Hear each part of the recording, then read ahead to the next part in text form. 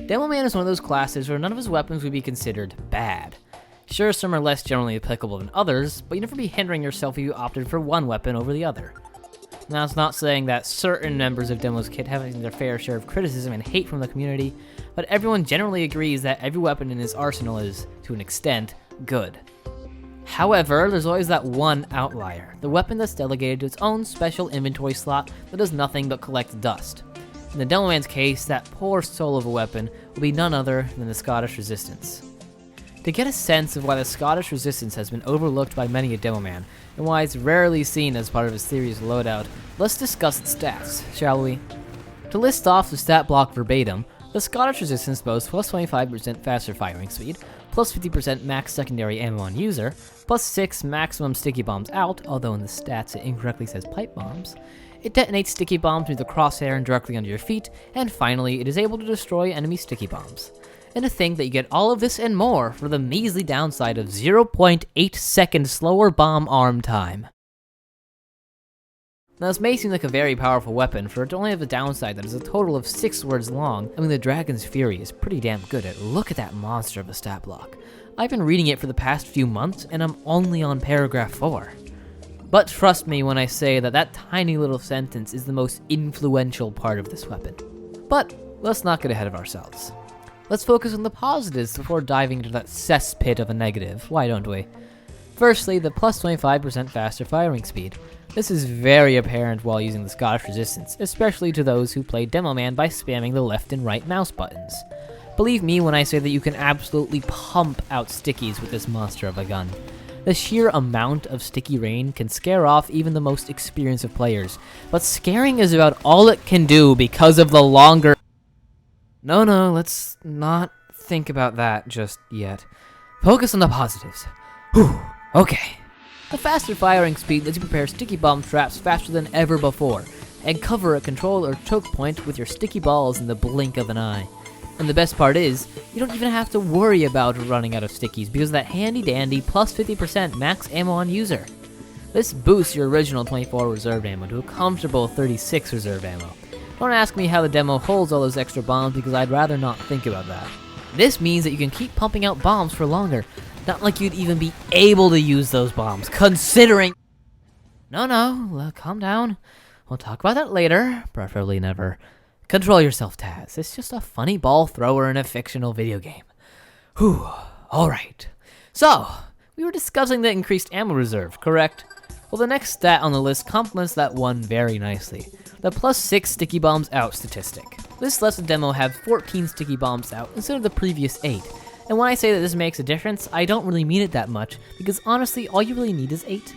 In my experience, I get about the same amount done with my stickies as stock as I do with the Scottish Resistance, so 14 bombs out is a bit overkill. Now, it's not bad, I like having more bombs out, don't get me wrong, and it does help with having more traps than you could usually, but it doesn't make as much a difference as you'd first think, considering you still only have 8 stickies in a clip. So you have to reload the Scottish Resistance in order to place down the other 6 stickies. Hey, at least the need to reload the weapon before being able to place down the other 6. That's the 8 you've already placed. Fucking arm already! Holy shit! Okay, I can't contain it any longer. I just have to talk about those 6 little minute fucking words. 0.8 slower sticky bomb arm time. If this isn't the most frustrating stat in the game, I'd be genuinely dumbfounded. Tell me a more frustrating stat. I fucking dare you. These 6 little words completely upend everything about how it is to play Demoman. For those of you who don't already know, Demo was gifted by the thankful and ever-graceful hand of Valve and Gabe Newell himself with the gift of having 2 primary weapons. Those 6 little tiny baby words make the Scottish Resistance a proper secondary weapon. The idea is to whip it out and lay some creative traps, while relying on your primary weapon for burst damage. This especially becomes an issue when other unlockable weapons come into play, but we'll discuss that later. Problem is, almost every competent Demoman uses their grenade launcher and sticky bomb launcher in tandem with one another. They're a dream team who are unstoppable when used correctly as a duo. Traps are only some of what the other 2 sticky bomb launchers can do, not counting the sticky jumper. The Scottish Resistance makes you rely solely on traps. That means no sticky spamming, no popping up enemies in the air with a sticky bomb to hit them with an easy pill, and no sticky jumping, unless you're willing to wait so long that you could just walk there already. Don't get me wrong, the Scottish Resistance is damn good at traps, especially when you take the next stat into account. That's about everything it's good at. This requires the Scottish Resistance Demoman to completely change the way they play the class, which can be a troublesome hill to get over. Now, getting back on track, we haven't yet gone over the last two stats. The first of the two I'll be going over is able to destroy enemy sticky bombs. This stat is actually surprisingly useful in many unexpected situations. Considering that Demoman has no way of destroying enemy stickies, and can only really spread them around, he can only be so useful against other enemy Demomen. That's where this comes in handy. Many people forget that the Scottish Resistance and the Sticky Bomb Launcher can both destroy enemy stickies, so you often catch enemy Demomen off guard when you plop one or two bombs down and completely obliterate their carefully planned out traps surrounding the control point. Now, those of you who are especially observant may have seen throughout the video that the Scottish Resistance Sticky Bombs look quite different to the Sticky and Quickie Bomb Launcher's bombs. This is because of the final stat the Scottish Resistance has that we have yet to go over. Detonate sticky bombs near the crosshair and directly under your feet. This stat makes the Scottish Resistance bombs act very differently than your typical sticky bomb, wherein you actually have to look at a trap in order to detonate it. You can't just have a circle of bombs around the payload, wait for the indicator to show that players are pushing it, and mindlessly right click as you get a triple kill. No. You have to actively stop whatever you're doing, whip around so that you're looking at where your trap is, and then right click. It's this little extra step that allows the Scottish Resistance to have some extra utility as well as some extra detrimentality. For starters, you can now have several traps out and blow each one up individually, so that you don't lose all of your deployed bombs when you only intended to blow up one trap. You're also allowed to have more traps out than you usually could have thanks to the extra +6 deployed sticky bombs, meaning you can keep up control over multiple areas at once, much more efficiently. The extremely apparent downside that you'll soon find out while playing with it is that you have to flick your mouse to the location of your trap in order to detonate it. So you essentially have to be looking in 3 or more places at once, scanning for any movement, any breath, and quickly jerk your mouse towards that location to blow up any sorry son of a bitch who dared cross into your territory. The only thing is, there's a certain class who severely counters people who do nothing but stand still and watch several places at once. Yeah, if you don't play with the Scottish Resistance right, you're going to have a lot of trouble with spies. I suggest actively moving about while keeping an eye on at most 2 locations. Sure, some enemy gamers might slip past every now and again, but being more aware of your surroundings as well as your bombs is certain to extend your lifetime. There's also a little unlisted statistic on the Scottish Resistance where you can see your stickies through walls. Yeah. So you can be hiding behind a rock or be off doing something else, and still manage to blow up the poor boys running amok on your control point because of the fact that you can essentially see through walls. The Scottish Resistance sticky bombs also change color to whatever team you're on when they're armed and hovered over.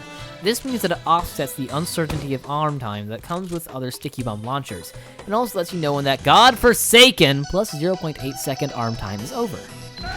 Now, with all the talk about stats over, I'd like to take a moment to talk about how the Scottish Resistance plays with the other 2 weapon slots that the Demoman has at his disposal.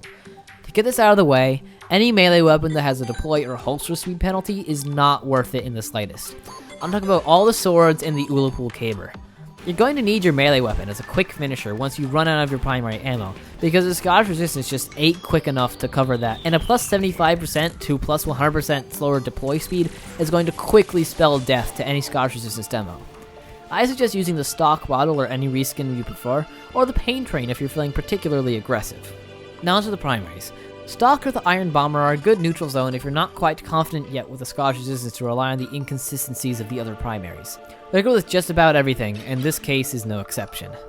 The Lock and Load is an okay choice in my experience. It can easily deal with enemy engineers in their buildings if they're too aware that your bombs don't arm in time, but the lessened clip size is a surprising detriment when you don't have a sticky spammer to fall back on, and you'll often find yourself switching to your melee in close quarters engagements. So if you have a pretty high melee crit rate, this could work well for you. The booties, yeah, really don't bother. The increased movement speed and max health are nice and all, but the complete lack of a primary weapon is much too detrimental of a downside to even consider equipping them. The same goes for the base jumper. Now, don't get me wrong, the base jumper can be particularly useful when it comes to maps with high skyboxes, and raining down sticky fire upon unsuspecting enemies can be fun as hell. but the second one of them spot you, especially if the spotter in question is playing sniper, this gimmick can quickly fall apart as you're left staring at the 18-second respawn timer while the cart is being pushed to the capture point. There is, however, one primary weapon which I've neglected to mention until now, and that primary weapon is the loose cannon. Now, I have no clue what it is about the loose cannon that makes it act this way, but trust me when I say that loose cannon plus Scottish resistance combo is nothing to scoff at. I literally did most of my expert Demoman contract with this weapon combo because of the fact they're just so good together, despite the fact that they have literally no right to be. Just watch this clip of a cough map I use this combo in. I consistently stayed at the top 3 of the scoreboard, and my team did not lose a single round. And I don't know if it was caused by correlation, not causation, but I'm the one making the funny YouTube video, so anything I say is obviously correct. So, the Scottish resistance. I like it. Genuinely, I do. Despite on the flack I've been giving it and that frustrating plus 0.8 second arm time, I think that the Scottish resistance is in a good place as it stands. Hell, you can even festivize it, so there's no reason why everyone shouldn't be happy. So to those of you who have made it this far in the video, I implore you to go out and give this little underrated ball thrower a try, and maybe bring its buddy the loose cannon along with you. I can personally guarantee you'll have a great time once you get the hang of it.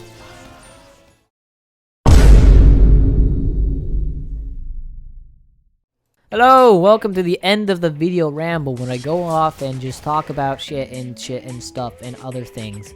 So, this video, kinda took forever to get out. One sec, let me go into it.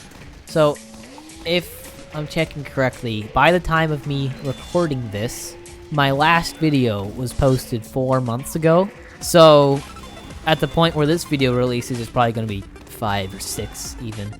So, yeah, sorry for the delay. I really don't have an excuse apart from school and shit and just life getting in the way.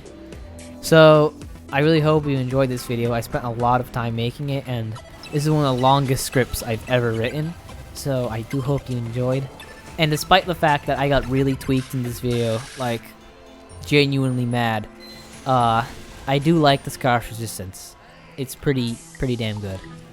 I might get a strange one. Probably not, but I might. Don't hold me on that. Also, if you couldn't tell, it is really hard for me to pronounce Scottish resistance, especially in a sentence. I don't know what it is. I might have a speech impediment, I am not sure. But whenever I say Scottish resistance in a sentence, it just flops. It's like, you know that feeling? Yeah, I'm sure you know. So, yeah. Talk about the Discord server now. So the Discord server, thank you all for joining it, the few that did. It was really fun playing that Minecraft event. If you didn't know, we hold events now and again where we play video games like TF2 or Minecraft on my server. And I have a Minecraft server, but I'll tell you about it later when I make a Minecraft video. So we have lots of fun there, and it's really tight-knit, mainly because there's like, hold up, there is a total of 18 people on it. So if that's not tight-knit, I don't know what is. If you join now, I'm still giving out the OG role. I'm gonna stop giving it out, not by the time the next video comes out, like I said last time. Once the server reaches a certain amount of members, I'm gonna stop giving it out. So get it while you can and stuff. So yeah, I have lots of ideas for the next video, and I do have in my Discord server yet again, I do ask people to vote on what video they'd like next. So yeah, just join that if you fancy, or if you like what I do. I really like hearing people's feedback, so do give me feedback on this. I would really like to have feedback, because feedback is what makes this channel go around. So yeah, thank you for watching. Sorry for the delay, and I love you all, and have a great day. Have an amazing day. Thank you for watching the end of the video ramble. Yeah. Also, my mic might have done some weird shit during recording. This is all in one take, by the way. This is probably a bad idea for me to do this all in one take.